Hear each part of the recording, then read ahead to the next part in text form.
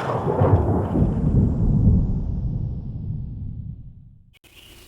everybody, Aaron Cowan, Sage Dynamics. Something I've been seeing lately is the 2A community eating their own. And I'll get to what I mean in a second, but first, just a little background. I've been involved in the firearms industry since 1999 when I joined the Army. I wasn't involved necessarily in the industry. You know, I wasn't going to SHOT Show, wasn't doing things like that. But I was providing feedback where I could to whoever was interested, in my opinion, on the systems we used in the military. And then I progressed from there. I got seriously involved, well I should say more seriously involved in the industry when I became a law enforcement trainer. A little bit before that when I was a contractor, but obviously not so much. So before the internet was a thing, basically was kind of my point. Everybody has equal footing on the internet, so everybody has a voice.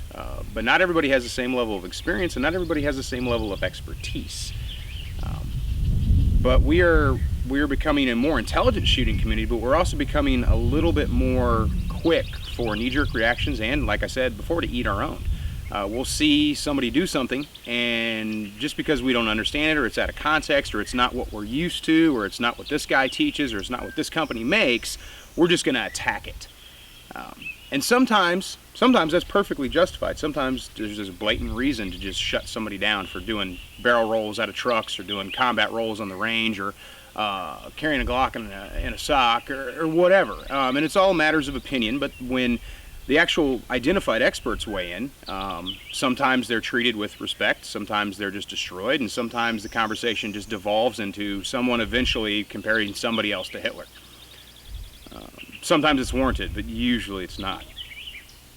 As an industry, as a shooting community, we have a responsibility, moral and ethical responsibility, to be as proficient as we can with the use of firearms. The training of firearms is done under professional tutelage. You go to class and you learn professional skills, and then you take them home and you practice them to proficiency. Those people who just practice, only practice, to me, speaking as an instructor, seem more apt to attack those things that they don't understand, or those things that they don't do, or those things that they weren't told from whoever they trust the information comes from. So they end up with kind of a jaded, or looking at the world through rose-colored glasses type of opinion of certain things that happen and certain products that exist. We see a lot of modified handguns these days, which is a really good example of what I'm talking about. Guys will get a gun done by ATEI or SAI or Agency or Boresight Solutions or whoever, and then the guy sitting at home on the keyboard is like, well, you know, I don't, that's just a gear solution for a fundamentals problem. And I gotta say, after training hundreds and hundreds and hundreds and hundreds of people, I have made hundreds of people, I've made two really consistent observations.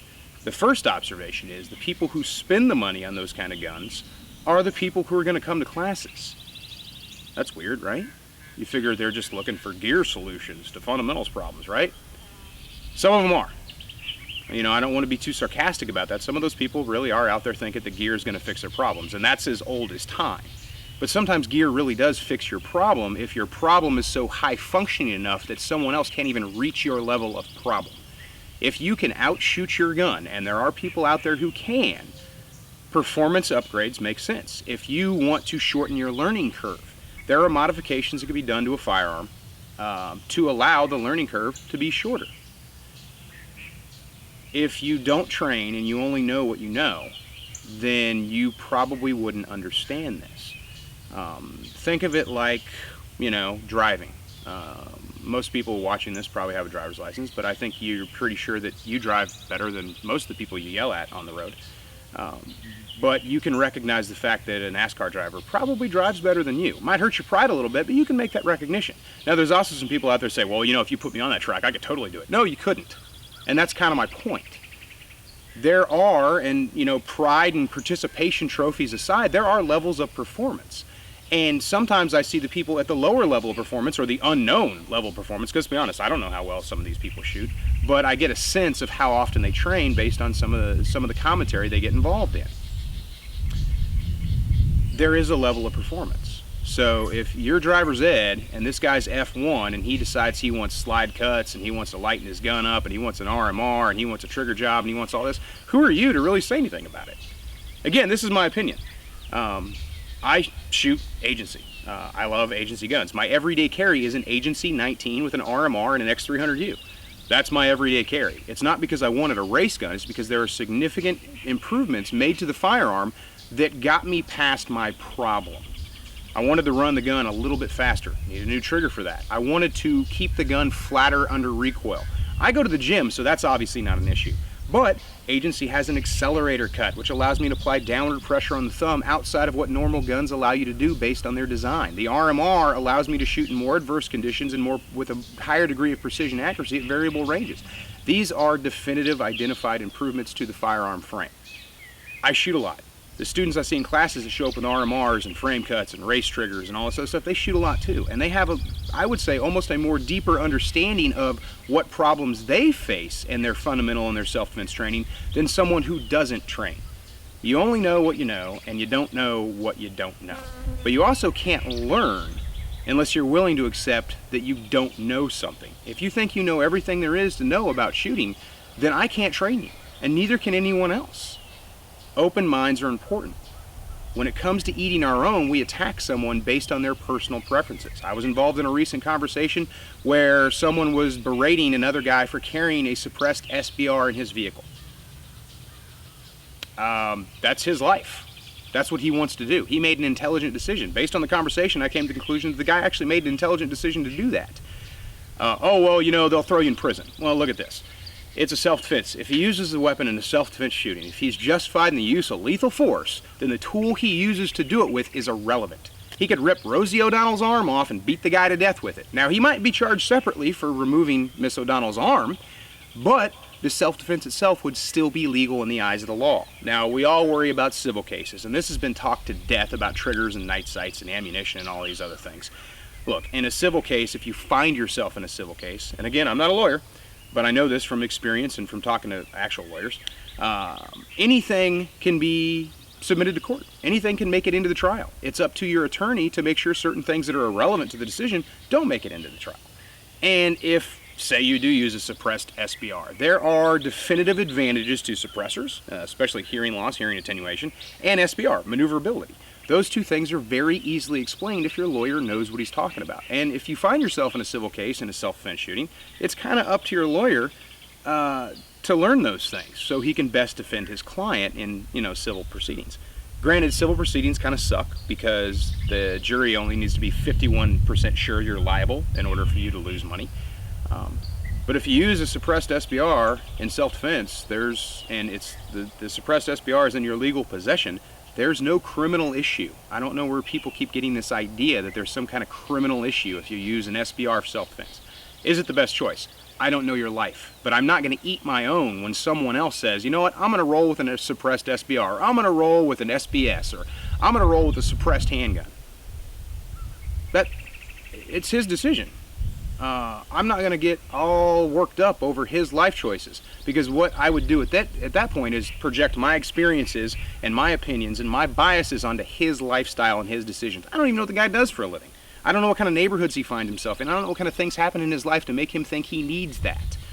If he needs it, he needs it. If he wants it, he wants it. Recently I did the Glock 43 review. People are like, oh my God. My feelings on that is if you need something, then go ahead and get it. I just don't like it when people feel like they need something because it makes some things a little more convenient. Concealability, Glock 43, awesome. Conceals really well. But if you're already concealing a 19, why go down to a less ammunition gun? Now, if you want to buy it and use it occasionally, great. But I'm not going to eat my own when it comes to my feelings on the Glock 43. I put out what I consider to be a very intelligent argument to the fact of people who are just buying it because it exists. That's not eating our own. Eating our own is when you're like, oh, it's a stupid little gun. Yeah, it's dumb. You shouldn't carry that. You should carry a 34. I just carry an Alaskan. I got Smith & Wesson 500. Things like that.